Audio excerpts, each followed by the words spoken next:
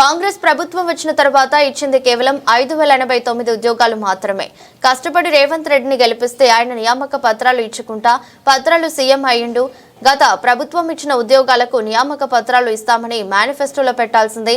MP elections ముందు publicity కోసం గురుకుల ఉద్యోగులకు పత్రాలు ఇచ్చి ఇప్పటి వరకు వాళ్లను పట్టించుకోలేదు. ఎన్నోసార్లు మీ ఇల్లు ముట్టడించినా వాళ్ళ గురించి ఆలోచించలేదు. 2500 గురుకుల ఉద్యోగుల కుటుంబాలను నాశనం చేసింది రేవంత్ రెడ్డి అని అంటున్న నిరుద్యోగులు. మీరు ఇప్పటి వరకు ఇచ్చిన ఉద్యోగాలు కేవలం 5000 ఉద్యోగాలు మాత్రమే. ఓన్లీ 5000 ఇచ్చారండి. 5089 ఉద్యోగాలు డిఎస్సికి యాడ్ చేశారు. అది మీరు ఇచ్చిన నోటిఫికేషన్ కాదు. యాడ్కు ఉద్యోగాలు పెంచిన వాటికి మాత్రమే మీ లెక్క. ఎందుకంటే కానిస్టేబుల్ నోటిఫికేషన్ మీరు ఇవ్వలేదు, ఎగ్జాము మీరు పెట్టలేదు, గ్రౌండు మీరు పెట్టలేదు. ఏది పెట్టకుండా ఉద్యోగాలు మీ ఎట్టయితాయి? నియామక పత్రాలు మాత్రమే చేస్తే ఉద్యోగాలు మీ అకౌంట్లో పడతాయా? లేదు. మీ ఉద్యోగాలు మీరు చెప్తున్నారు. మరి ఎన్నికల మేనిఫెస్టోలో టీఆర్ఎస్ పార్టీ ఇచ్చిన ఉద్యోగాలే మేము ఇస్తున్నామని చెప్పిరా? మీరేమన్నా చెప్పలే కదా. వాళ్ళు ఇస్తున్న ఉద్యోగాలు మీకు కల్పిస్తామని ఎక్కడ చెప్పలే. వాళ్ళు ఇచ్చిన ఉద్యోగాలు మీ అకౌంట్లో వేసుకున్నారు. ఎందుకంటే ఎస్ఐ కానిస్టేబుల్ నోటిఫికేషన్ ఇచ్చింది గత గవర్నమెంటే, ఎగ్జామ్ పెట్టింది గత గవర్నమెంటే, గ్రౌండ్ పెట్టింది గత గవర్నమెంటే, పత్రాలు మాత్రమే ఇచ్చిండు రేవంత్ రెడ్డి గారు. రెండో అంశం, గురుకులాలు 9000 ఉద్యోగాలు వేశారు.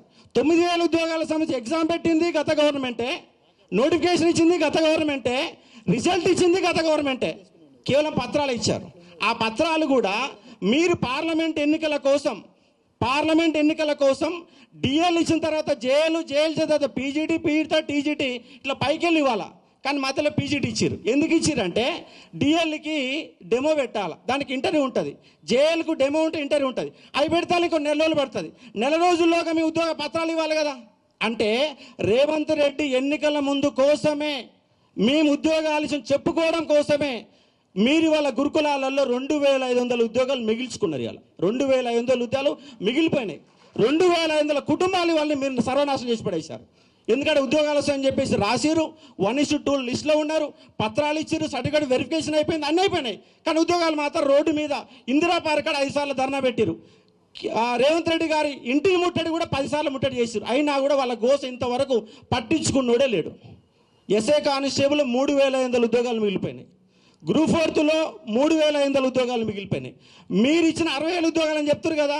మీరు 60,000 ఉద్యోగాలు ఇవ్వలే, 10,000 ఉద్యోగాలు మిగిల్చుకున్నారు. మీరు వాస్తవంగా చెప్పండి. 10,000 ఉద్యోగాలు మిగిల్చుకున్నారు, కొత్త ఇవ్వాల. సర్టిఫికెట్లు ఇచ్చేసి పత్రాల సీఎం అంటే ఎట్లా చెప్పండి మీరు? రేవంత్ రెడ్డి గారిని మేము ప్రెస్ క్లబ్లలో మాట్లాడి ఈడ మాట్లాడి కాంగ్రెస్ పార్టీని గెలిపిస్తే ఇవాళ పత్రాల సీఎం అయిపోయింది రేవంత్ రెడ్డి గారు. మీ గౌరవ భావంతో మేము కాంగ్రెస్ పార్టీని గెలిపిస్తే ఇవాళ